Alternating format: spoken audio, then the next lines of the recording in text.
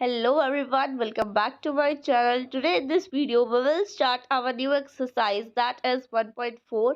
Question number first we will do today. So in this question there is division of integers. So firstly we will see the formulas of division of integers and then we will start our first question. So let's see the formula.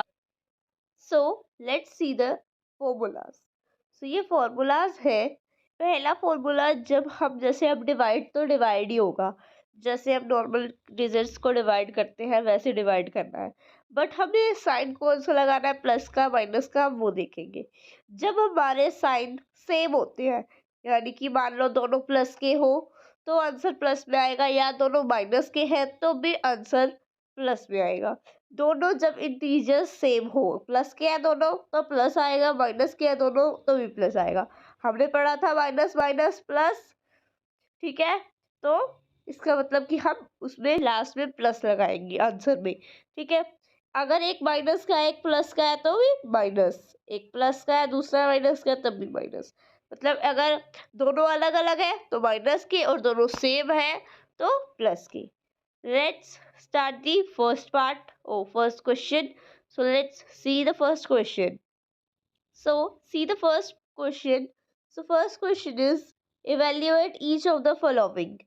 अब हमने इनको सबको क्या करना है, solve करना है.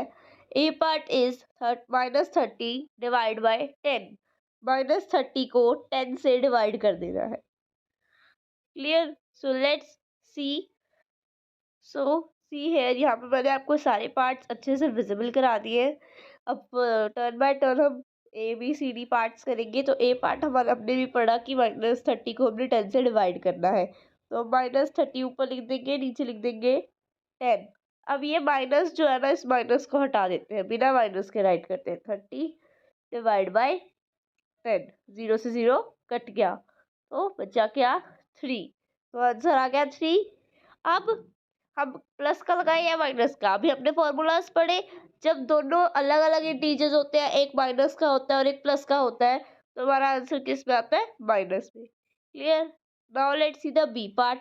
50 divide by 5. 50 को 5 से डिवाइड कर दो. 5 की टेबल 50 कहाँ पे आता है, 10 पे.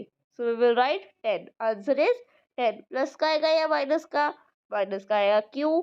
क्योंकि 50 क्या है, प्लस का, 5 है माइनस का. एक प्लस का एक माइनस का है तो आंसर हमारा आएगा माइनस में. Clear? Let's see the C part.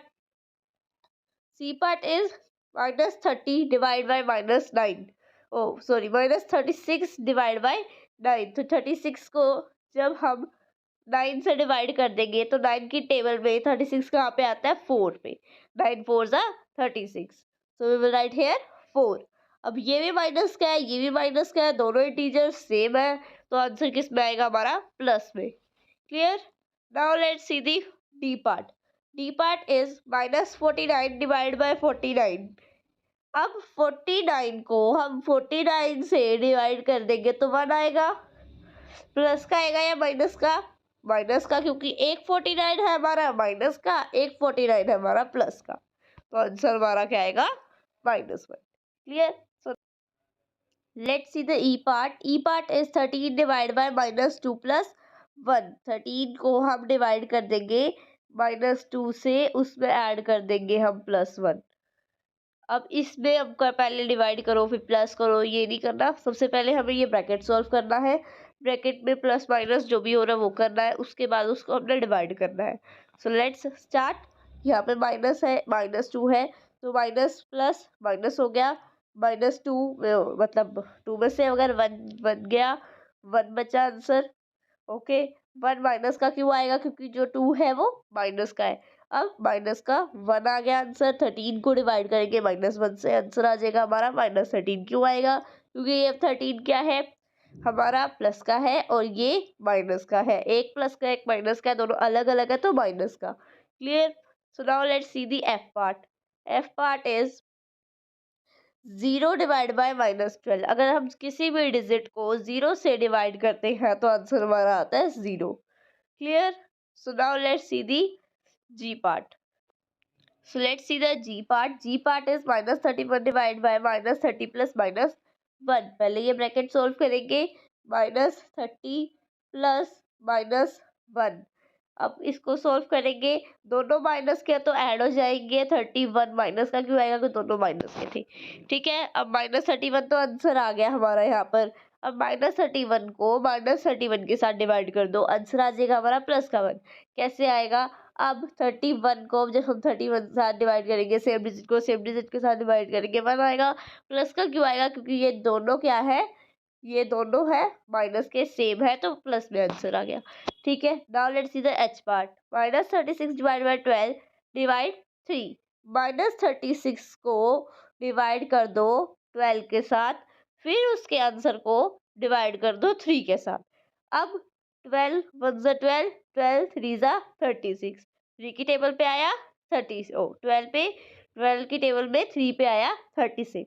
अब 3 तो हमारा आंसर आ गया, प्लस का आएगा या माइनस का आएगा, माइनस का आएगा। क्यों, क्योंकि -36 क्या है, माइनस का, 12 है हमारा प्लस का, एक माइनस का एक प्लस का है, तो आंसर हमारा माइनस में आएगा।